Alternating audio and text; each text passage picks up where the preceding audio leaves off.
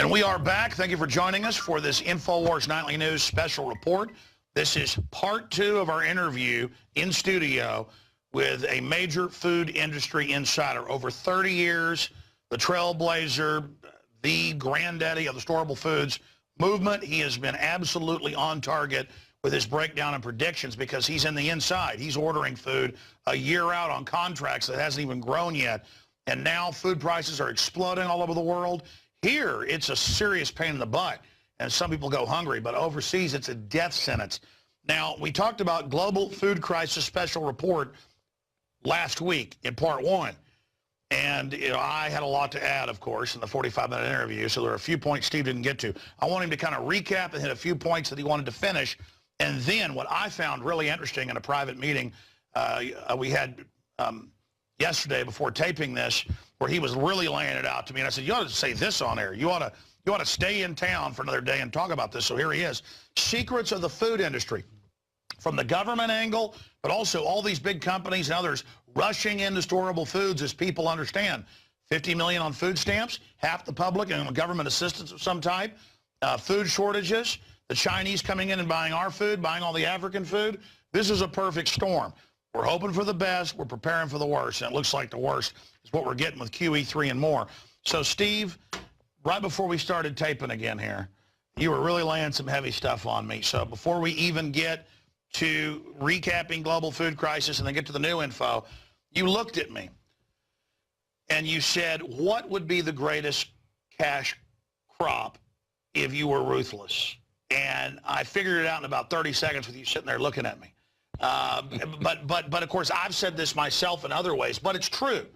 And so let's try to recreate that now. We're sitting here, just taped the last 45 minutes, taking a break. I mean, say it again, recreate that moment. Well, what if you were a farmer and you were looking for the ideal cash crop or cash, investment? What if you found something, a critter that would pay to be born and would provide its own shelter, would provide its own food, provide a living, and pay you for the privilege of doing that. And then if it got sick, it would pay you to keep it alive while you went through several means of treatment.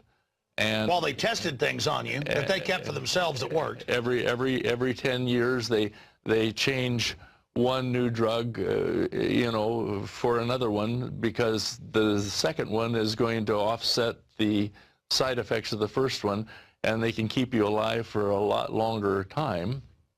And then you kept that critter along, and then it pays for the final hospitalization, and then it pays to die. And be planted.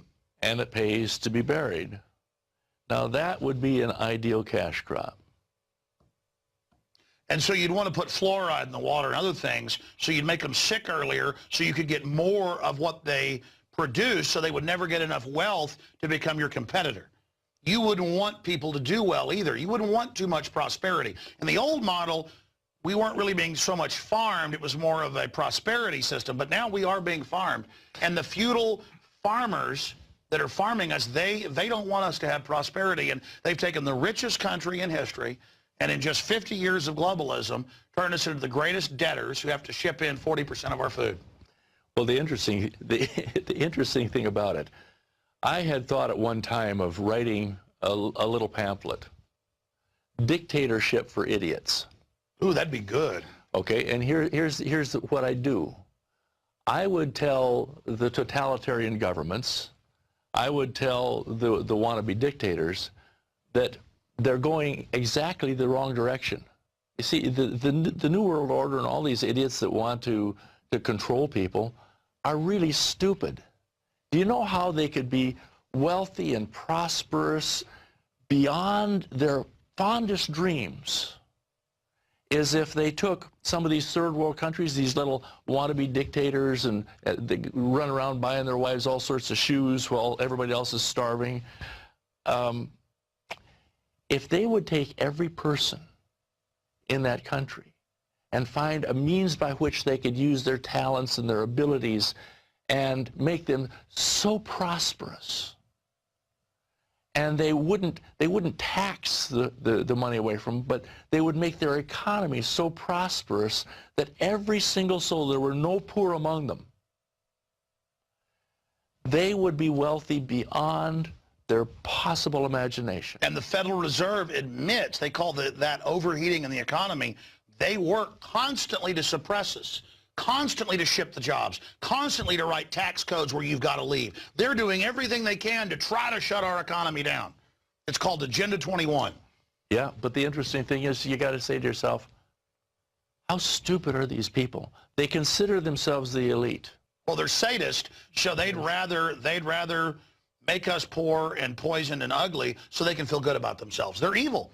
Steve, look, they're not like our founders, who weren't perfect, but compared to these people, they were like gods. I mean, they understood, hey, they had such good opinions of themselves, they're like, I'll just empower other people as well. People say, oh, well, some of them had slaves and stuff. It was their ideas that ended all that. That was in the time they were in. It's those ideas that have trailblazed everything. The masters, the great masters of all times, Christ, Buddha, all of these guys, the ones that you don't even hear about, they're so advanced. They are never judgmental, and they are always seeking to uplift and improve mankind. And so the fascinating thing that you have is we have people who are intelligent, and in terms of learning, one of the things that I deal with constantly, and I'm just about, my book is going to be out in October, so I want to have you on about that. Yeah, it's going to be fun. But anyway, the fascinating thing is people learn in different ways. A true master can learn by reading about and studying other people's experiences. A wise man can learn by just observing what other people do. But most of us just have to pee on the electric fence. Experience. Yep, the hard way. But the fascinating thing about what we're doing here is we're trying to help people learn. You see, I should be retired right now. I don't need to run this company that I'm running. You don't need to make the money that you're making other than to keep funding what you're doing in terms of educating and helping people. Listen, 6 years ago, we talked in. I had like 5, 6 employees. I wanted to stay small, but I realized I'm already reaching so many people. I have a responsibility. It's torture to run 50 people. It's torture to try to get it all right. It's torture. Well, you know what I dream of? Getting out of here. I dream of the New World Order being defeated and literally going and working on my family farm and ranch. You're absolutely right. That's why I admire George Washington. You know, the King of England, they were offering him the kingship, and George Washington, after 2 terms, he just said, I'm going to my farm. And that's what people don't get is that, I mean, you're absolutely right, though. And you're going all over the country educating people that you better be self-sufficient. And it does start with food, and that's how you finance your overall message. But we're doing the same thing here. You know, the globalists want you dependent. We don't want you dependent. We want you empowered, and it's the difference. And that's why the globalists are not the elite, because if they were elite, they would know they want to empower humanity, and they say they want to empower humanity, but everything they do in their own real manuals, it's about putting humanity down. And I say they're the scum of the earth for it. Give us now, as an icon in your industry, known for over 30 years, all these people, you know, claim they were the first, this, that. I went and looked it up. You're the trailblazer. You've got the biggest company, the best company, the whole 9 yards, efoodsdirect.com. You've got the floor. Lay out the secrets. Because, I mean, I begged you. You said, I don't want to go out and say bad things about people. Notice your advertisement doesn't do that. All the others sit there and say they're the best, everybody else is scum. Notice you're the one not saying that. But people deserve to know the truth. And there are some other good companies out there. But the point is, a lot of it is fly-by-night. You've been around over 30 years. Break it down for us, Steve Shank. Well, the way I'm going to do that is the way I consider morally to do it. I'm not going to tell you what they do or don't do. I'm going to tell you what we do, and you can draw your own conclusions. Okay, here's the deal. I was in the dehydrated food business, shipping out storable food. Dehydrated food, typically when you got a can of carrots, they're just dried up old carrots, and you put them together with 7 or 8 other cans, you can make a meal. Just getting people prepared so that when the stuff hit the fan, they had food. The same principle that we're working with right now. But it became impossible for people really in our day and age to be able to use the food, so they had to just store it back and never use it, and it didn't taste all that great.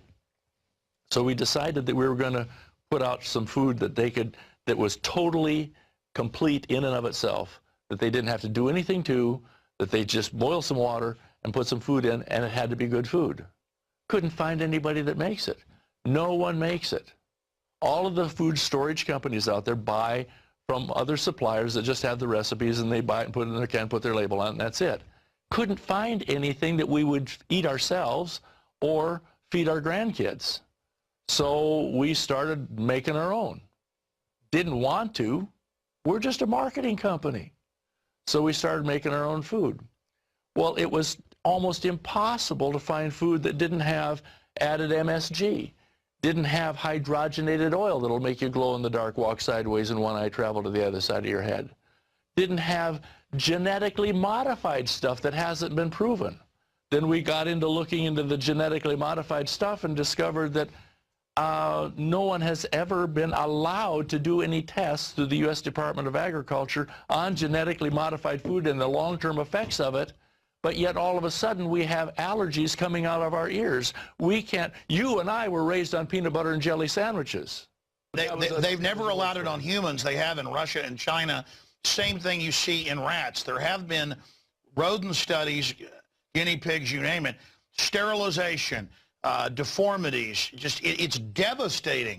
It's and again, not just genetically modified, it's the cross species traits.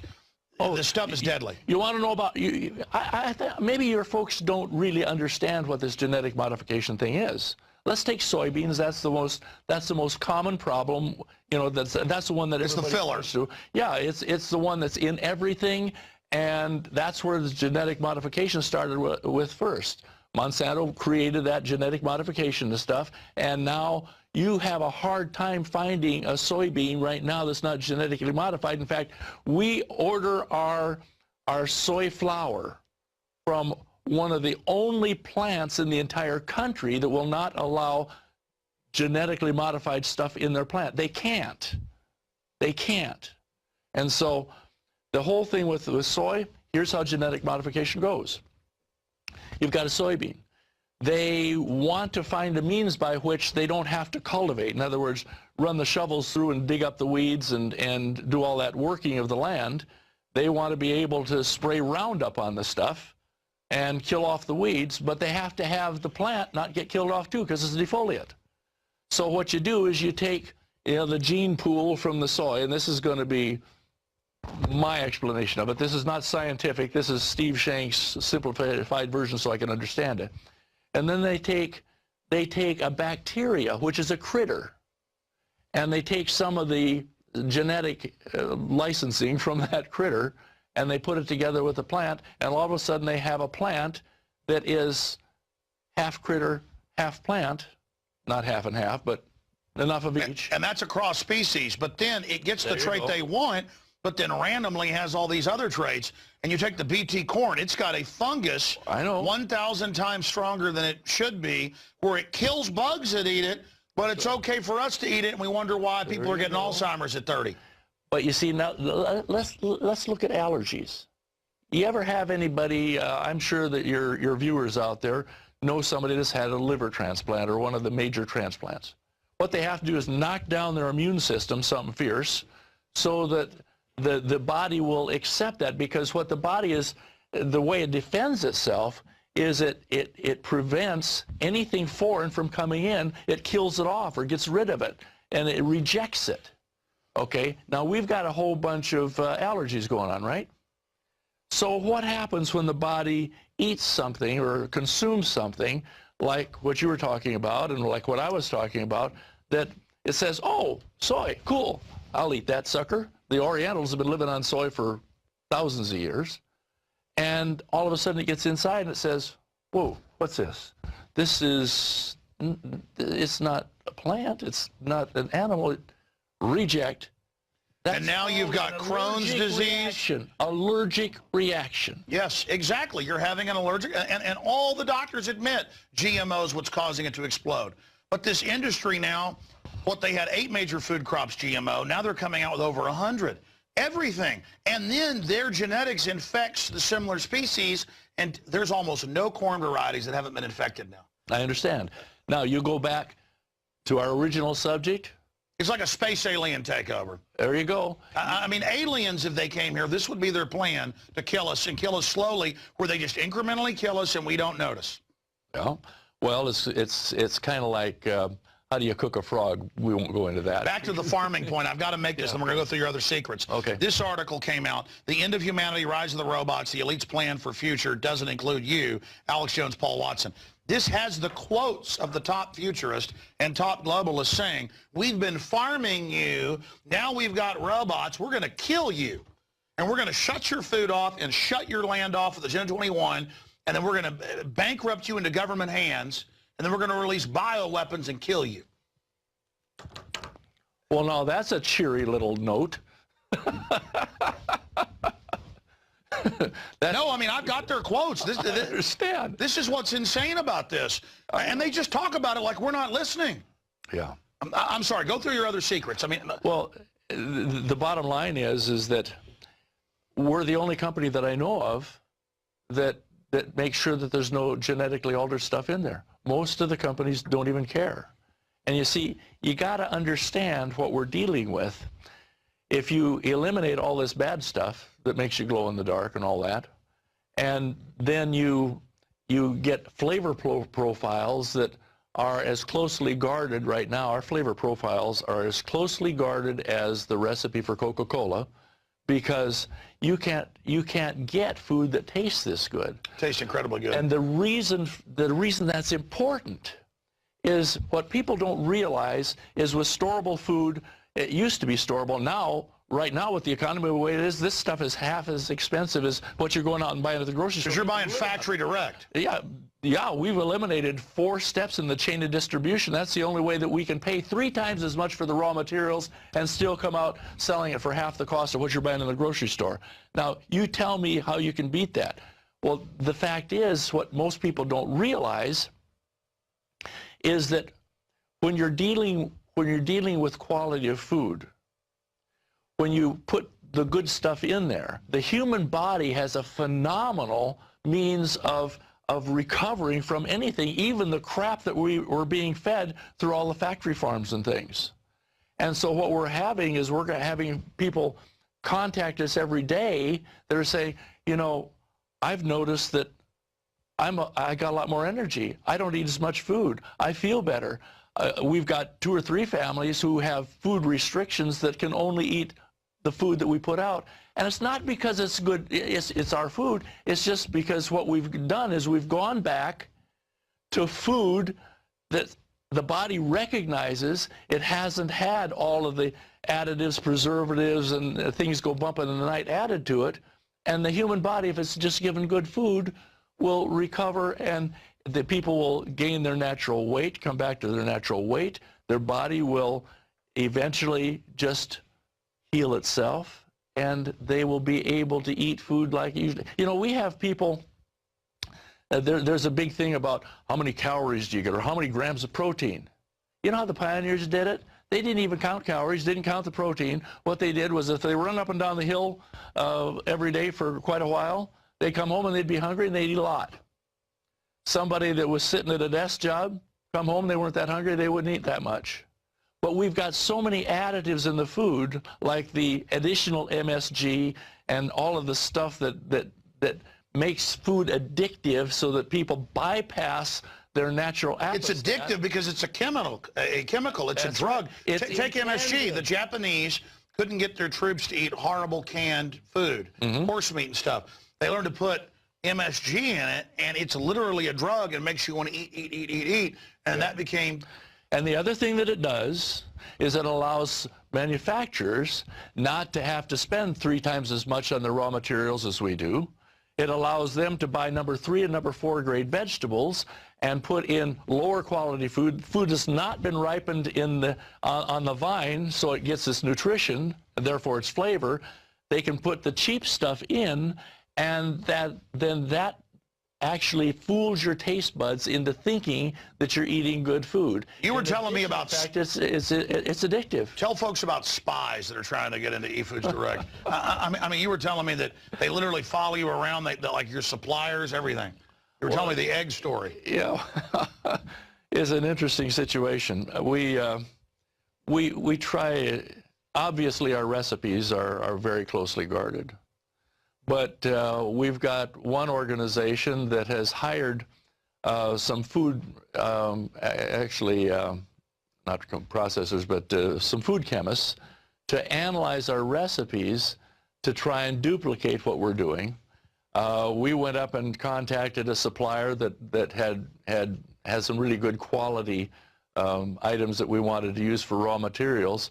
2 days later, a couple of folks followed us up there. They didn't even know about these guys, but they had found out that we had gone up and visited them. They went up and visited them, and they're trying to buy our raw materials. And it just, this type of stuff goes on. And where it comes from, these people are just trying to make a living and try and do business. But where it comes from is that what we're trying to do, our basic objective, with 12 million American children, American kids, these aren't the ones that the movie stars are adopting because it looks good. These are American kids go to bed hungry every night. We've got millions of Americans out of work. We've got millions of Americans out of their homes. Half the population can't even afford their stinking food in America. Somebody has to feed Americans and give them back their freedom and give them a food that's not only good to eat right now, but is good enough quality to keep them healthy, that they can put in and store while they still have the stinking money to put it in, so that at some point in time, we still have enough people with enough liberty and freedom to take back this country. Because that's what has to happen. And that's why your people have to get some food. If they don't get it from the sources that you suggest, they're in danger of all this other junk that we're talking about. But the bottom line, get some stinking food so you are not dependent on the system that wants to make you dependent. Because the extent to which you're dependent is the extent to which you give power over yourself to that on which you depend.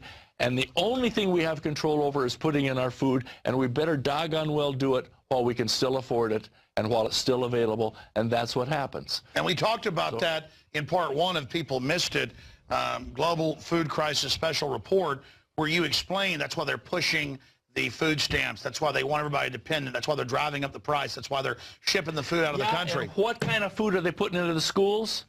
I cracked the story that we were talking about with this pink slime stuff. Oh yeah, talk about that. Yeah. Yeah, they're putting the pink slime. What pink slime is just the trimmings off from the parts of the critter that you normally wouldn't sell because of potential for E. coli contamination. If you get my drift. Yeah, pig colons. Yeah, the stuff that you don't eat. And so what they do is they treat it with ammonia, and then they have declared that it's legal for human consumption. And then it's a kickback to the specialized companies that then sell all this crud. I mean, I remember going to public school and how horrible the food tasted. And now a lot of schools, Denver, Colorado, Chicago, Illinois, they won't let parents pack their food. I mean, it could be T-bone steak and a salad. They throw it in the trash. Parents can't be trusted. You're going to eat pink slime because it's a kickback to Rahm Emanuel's boys. What do you make of that? Well, I make the fact that we're dealing with the regulations that require some of the foods, well, that allow some of the foods that are actually not fit for human consumption to be approved like, for example, the addition of MSG.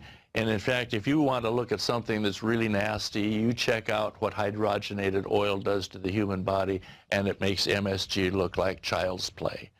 And so all I'm saying is that the reason that we put the quality of food in, the reason that we don't follow the same practices that are followed right now in the storable food industry, which is basically to put just about anything into the package, assuming, let me give you a perfect example. During 1999, Y2K, we shipped a lot of food. There was another company, it's really well known, it's heavy duty in Utah, that was shipping a lot of the basics out, you know, wheat and that type of thing. When the towers went down, you know, a year or so later, when the towers went down, we started getting calls from people who said, hey, we got to get some more food. And we got a call from some folks that had ordered some wheat from this company up in Idaho. The two gals were neighbors, and they'd opened up one of the buckets of wheat, and there were a whole bunch of grasshopper parts on top of it. Now, that's a little bit of extra protein, but it's pretty unsavory. But one of them took a cup of the wheat and put it into a magic mill. I don't know if you're familiar with it. It's a high-speed mill that grinds wheat into flour. And it instantly blew up the mill because it had little bitty rocks in it. Okay? So what we did was we took the message, and I called the manager of this other company, and I said, hey, Steve, we've got an interesting situation. Here's some of the folks that you sold during 1999 had, you know, some bad stuff in their wheat. They got about 6 buckets of it. I thought you might want to know about it and maybe replace it for them. He said, no, that's ridiculous. These people aren't going to be using that stored food anyway.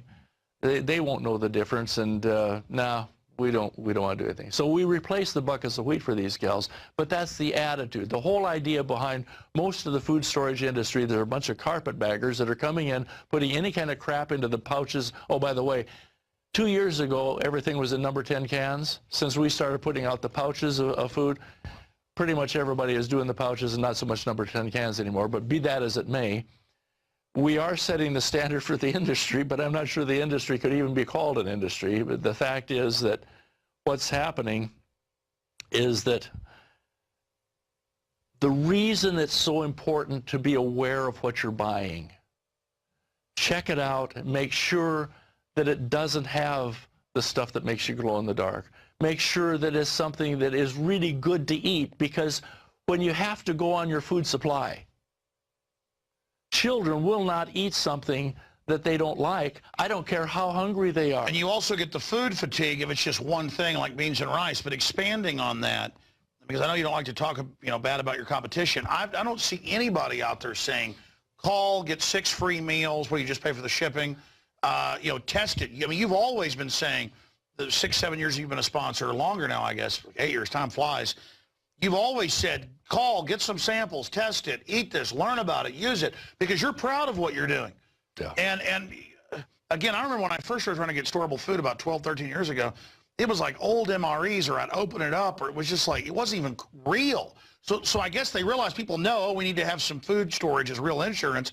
And so there's all these fly-by-night people, and they make all these incredible claims. You know, when you pointed out our food will last on average more than 10 years, your competition just says 100. But explain to people, you can't put a shelf life on things, can you? You have to estimate. Tell folks. Well, one of the things that I troubled over was, you know, all these claims that are coming. Some of the outfits are saying 50 years, 25 years, 30 years. 8 million. Yeah. Well, we've got 25 years on our website. Just because we kept having people ask us, well, bottom line, you can call up any nutrition department at any university that you want to and ask them how long dehydrated food lasts. Well, it depends on the moisture content. It depends on whether any light can get into the package. It depends on whether how much oxygen is out of it. All of these things. And so you can't say it lasts a certain length of time. That's horsepucky. So usually what we do is we say, you know, up to 25 years or whatever. But that's a distraction. Whatever you say, they just top it. Oh, yeah. So you should just say, well, generally this lasts more than 10 years, but it depends on what it is and things. And it's like, well, we have 500 years. I mean, I'm joking, but like 50 years, and we've been in the business 39 years, and just on and on and on. Well, you see, I also noticed, because I had a few other food sponsors before you, and I would try the food, wouldn't like it. They'd also do stuff like be a sponsor, not pay. Get behind. I mean, it's just like there's a lot of snakes out there. Yeah. efoodsdirect.com/Alex to find the discounts, the specials. We just appreciate your sponsorship.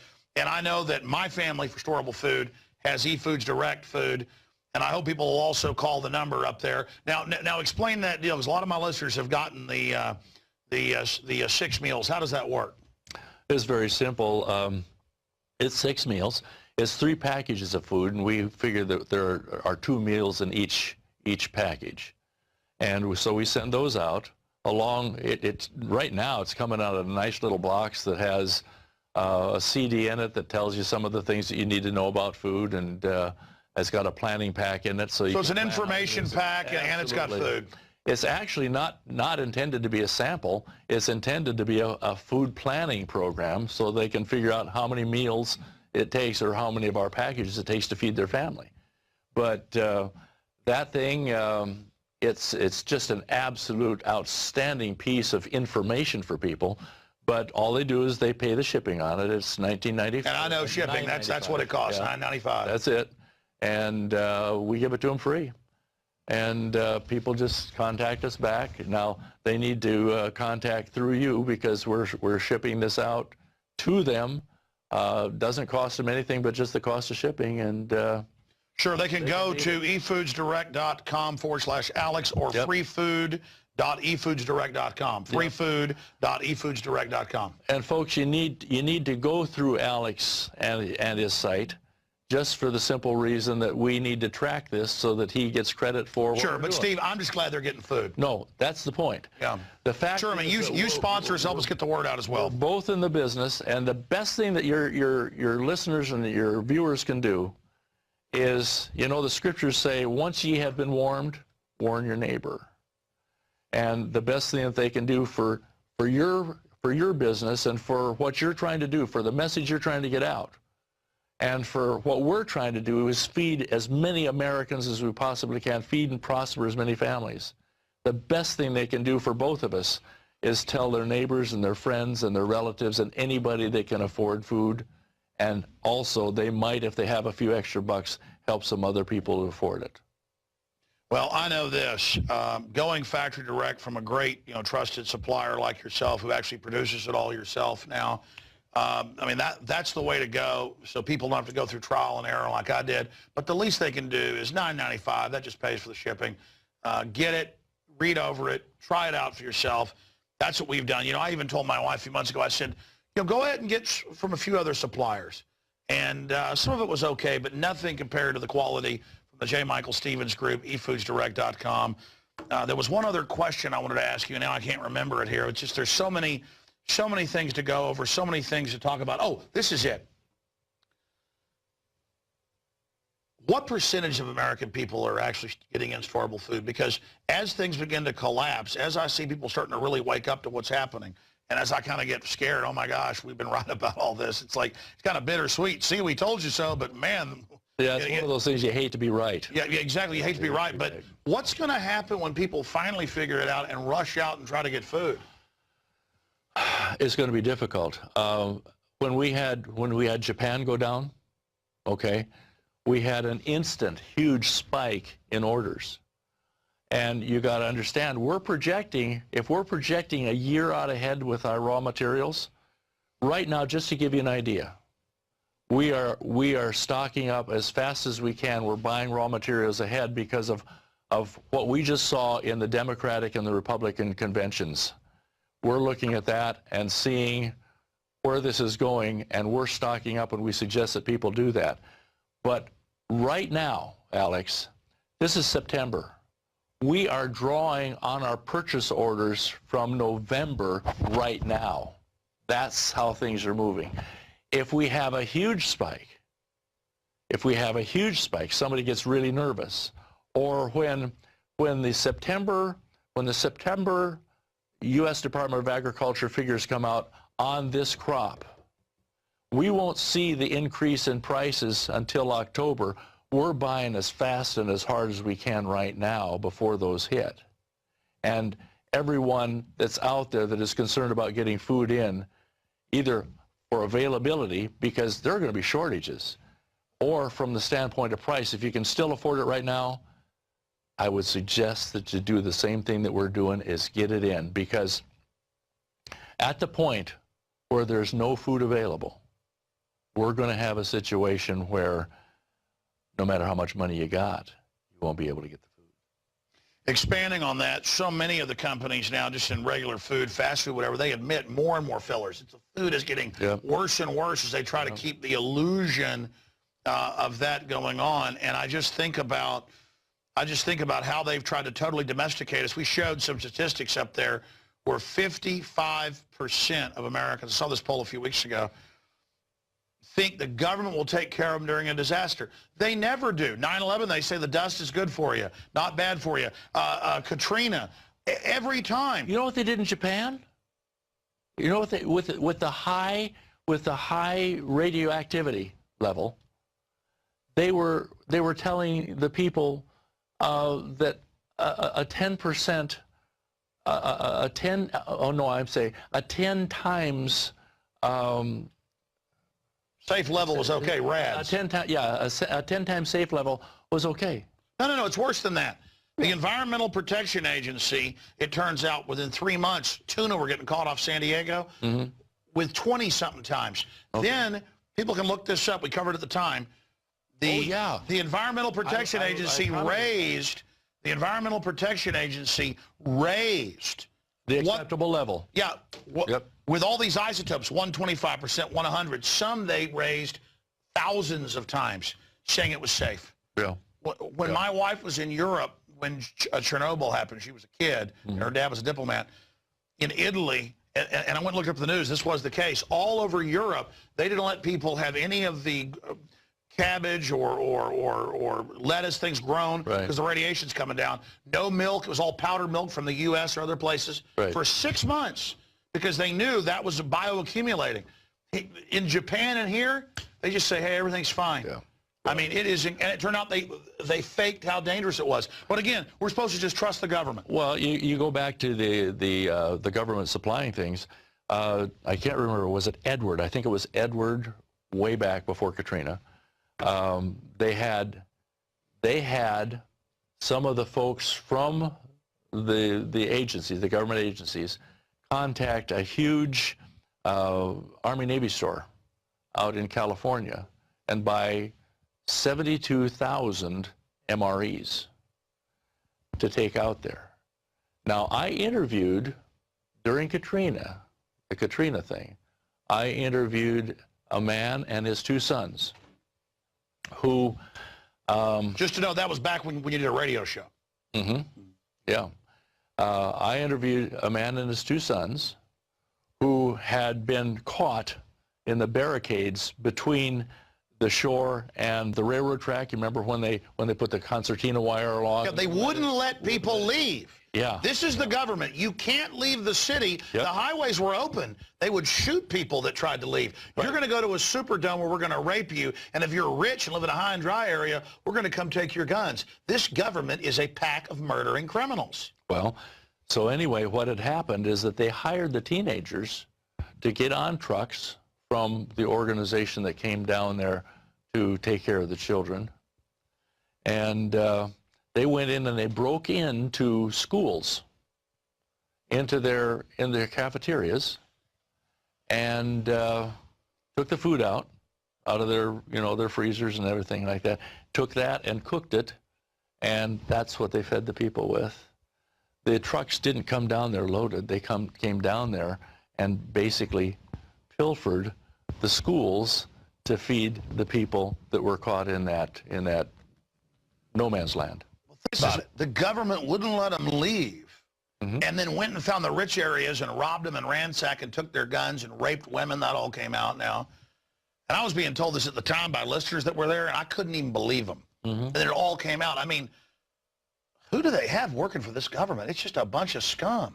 Alex, if 10 years ago people would have heard the conversation that we had the other day and this conversation that we're having right now, they would have thought that we were half a bubble off with one oar underwater, a brick shy of a load, a taco short, a blue plate special, and the elevator didn't go to the top and the lights were on.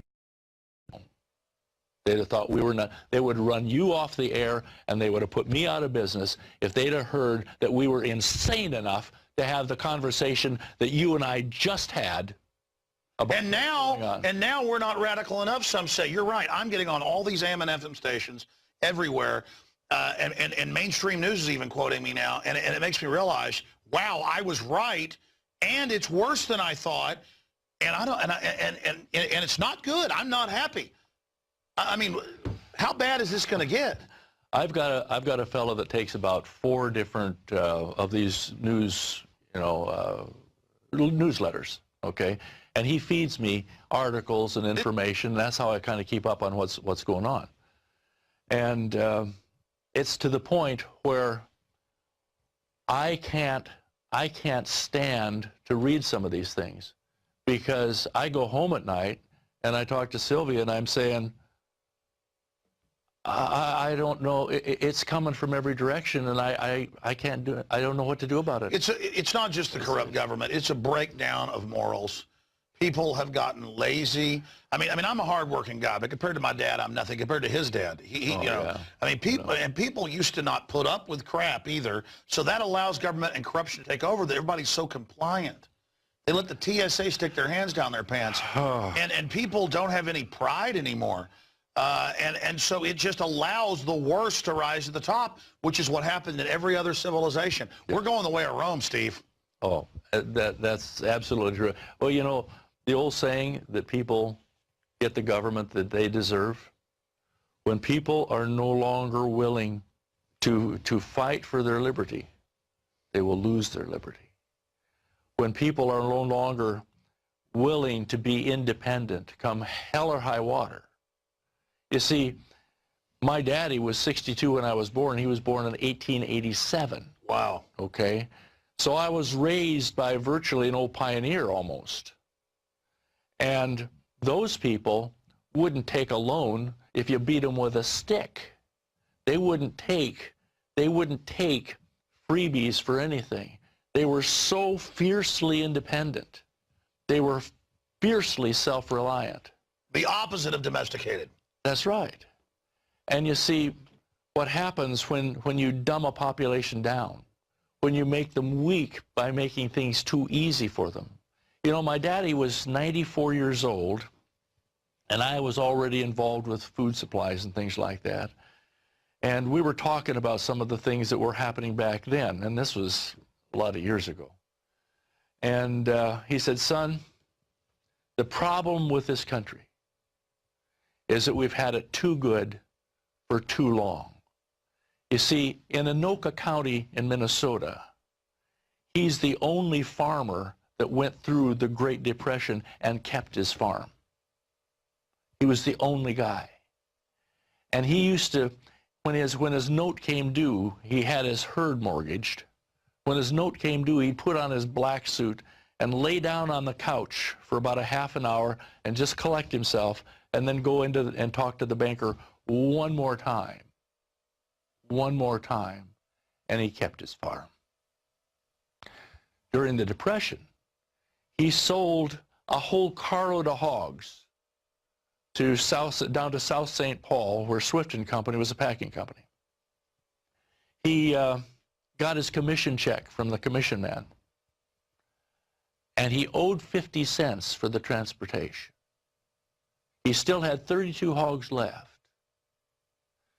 And so he started to make, Jimmy Dean has whole hog sausage. I think my old man was probably the first guy to have whole hog sausage. He butchered those 32 hogs and made sausage. He had dairy cattle. He made butter from the milk, from the Jersey cows. And he had chickens and he had eggs. And 2 times a week, he'd go to Elk River, Minnesota, and Anoka. One was 8 miles, one was 4 miles, and he'd run a sausage, butter, and egg route And that's how he got through the Depression. The day that he butchered the first hog, he had a hired man working for him, and the hired man walked off the farm, never to come back again, because that was too much work for two men. He did the job himself. You see, that's the kind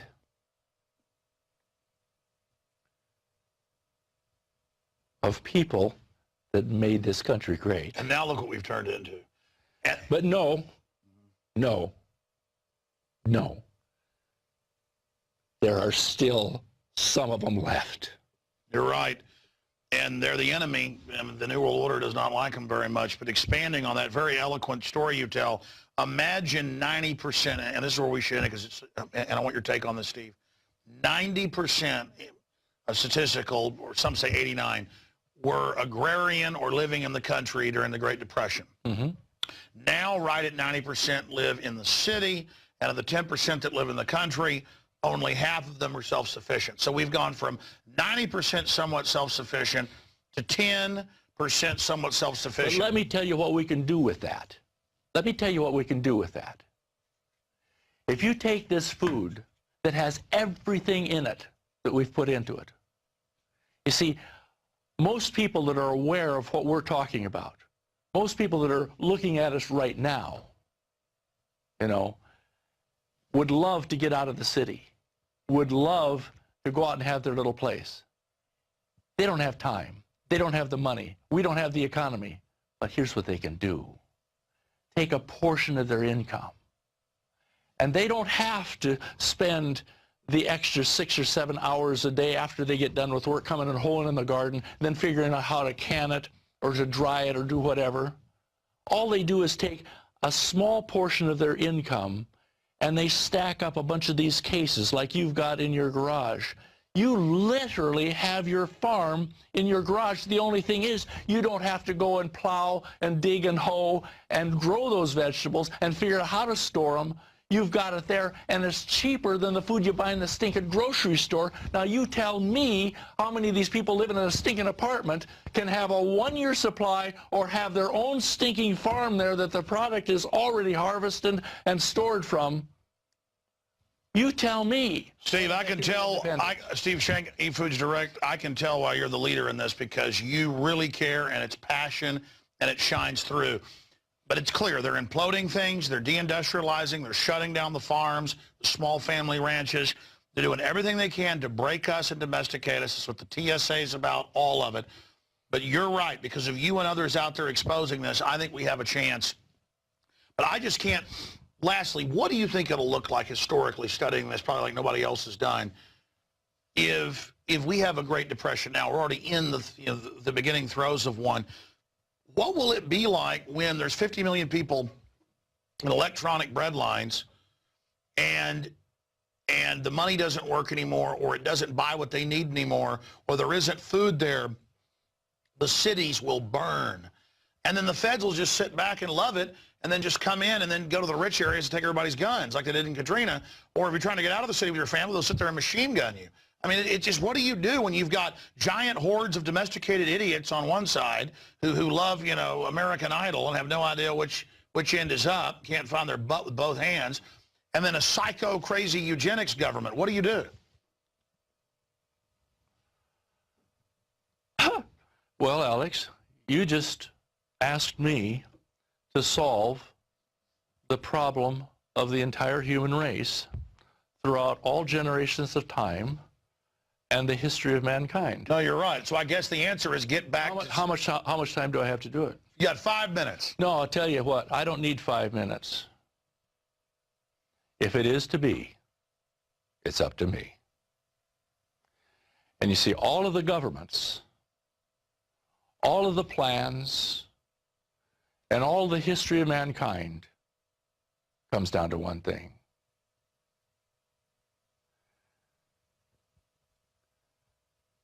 The divinity of the soul of man. You have within your being the greatness and the magnificence to be who you can become. And if every American chooses to be independent, chooses to take care of themselves, chooses to do the right thing with regard to themselves and their families. You know, very simply, they can do everything they can, but my daddy used to say an interesting thing. The mind that changed against its will is of the same opinion still. No one can make you or me do anything. They can lock us up in prison, but they can't affect our minds. And if every soul that hears the message that you're teaching, if every being chooses to be the best that they can be and take back their liberty by taking responsibility for who they are and what their family does, and never give that responsibility away, then the world will take care of itself. Wow, well said. So humanity needs to stand up, and we also need to set our will against these tyrants and make that decision, and then everything else flows from that. Thank you so much, Steve Shank. Appreciate you. Wow, wow. See that passion? I've heard him on the radio for many years. Because years ago you had a radio show. You used to listen to it here locally. It was syndicated. And, you know, known you for 7, 8 years. And then I got the big speech in there the other day. And I'm like, hey, we have got to get him in here. So we stayed an extra day. We didn't even have this planned yesterday. It just happened. And there you go. You got some of the fire I saw. I mean, wow. Steve Shank, efoodsdirect.com/Alex for the discounts and the 6 free meals if you want to pay for the shipping and test it out. Whatever you do, folks, get ready. They want to destroy you. They're going to shut the economy off. We've been seized by terrorists. Steve Shank, thank you very much. Appreciate you, bud.